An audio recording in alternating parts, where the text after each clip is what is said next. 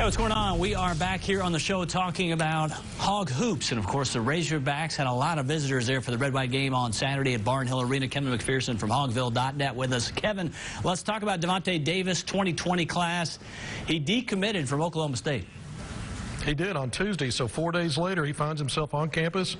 He was at the red-white game at Barnhill Arena, which was really a unique experience for him, but he also got to meet with Eric Musman, the head Hog, and some of the Arkansas coaches, as well as talk to some of the players. He got to tour the Performance Center, the Basketball Performance Center, but he said the visit went well. He said that Musman shared his vision with him for him if he were to join the program, basically as a point guard, 6'4", big point guard that has a lot of not only great court awareness and vision as a facilitator, but he can also get to the basket and finish. So, you know, when you watch that red-white game yesterday and see all the interaction between guards and bigs and pick and roll, pick and pop, and the guards looking for driving angles, Davis said that Musman really talked to him about that aspect of the game and where he'd see that as a strength in his game if he were to be a Razorback. So, you know, he's got an offer from Texas Tech already on Friday. I know Oregon, Ole Miss, and some other schools are interested. He told me he may wait to sign into the late period.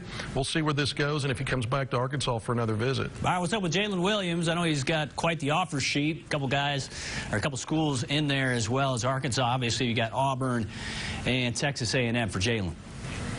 Yeah, and he said he had a good time. He was also at the red-white game. He was impressed with the whole atmosphere, but he did say that he's got an official visit now scheduled with Auburn for November 1st through the 3rd that weekend.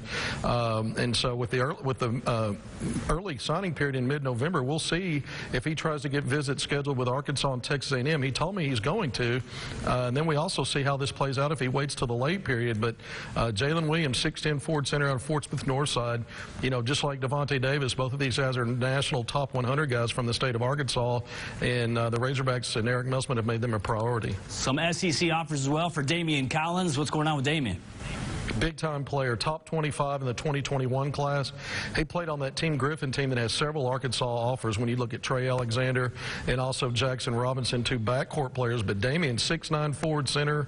It looks like he's still growing. I think he's going to get to 6'10" easy. But 2021 guy that's a rim protector, a big rebounder, runs the floor, very opportunistic finisher as well. He enjoyed his visit. He told me that Arkansas has a high level of interest, and he really likes Eric Musselman. Okay, let's really look down the road here. 2022, Khalil Ware. He's an in-state kid. Can't coach, 6'10", and he's got soft hands and some skill away from the basket. You know, we see that in Jaylyn Williams, who we just talked about. We also see it in Connor Vanover. So another guy, you know, some people are saying that, you know, he's a sophomore, already to 6'10", so he may be pushing 7 foot by the time he's ready to go to college. Kind of want to fly through these guys, but let's talk about the red-white game. Isaiah Joe, that first segment really had it going, three-point shooting, spacing the floor. Yeah, and he also found other guys and helped other guys get better offensively.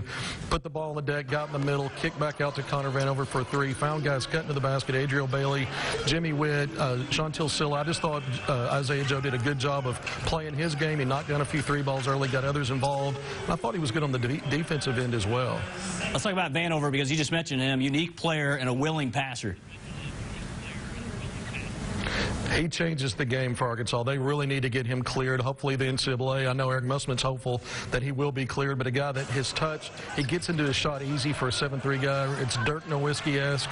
He is a good passer, and defensively he changes the game because of that length. Guys have to alter their shot, so even if he doesn't block a shot, he alters them. And he had 2 steals yesterday. When you're that big, if there's a loose ball, it might find its way to you. Connor Vanover's got a lot of value he could bring this season. Let's close with these two guys. Witt, Jimmy Witt, that is. Really good rebounding guard. Reggie Chaney, he can really run the floor as a big fella. The senior grad transfer, Jimmy Witt, back at Arkansas. He's a glue guy. He's a Swiss Army knife, I think. I think he's very versatile. He can run the point for you. He can play the 2 or the 3. When Arkansas goes small ball, which they're going to have to do with 4-guard lineups, he's a guy that can help you in so many ways. And Reggie Chaney's gotten better. He knocked down a mid-range shot, but I really liked his quickness.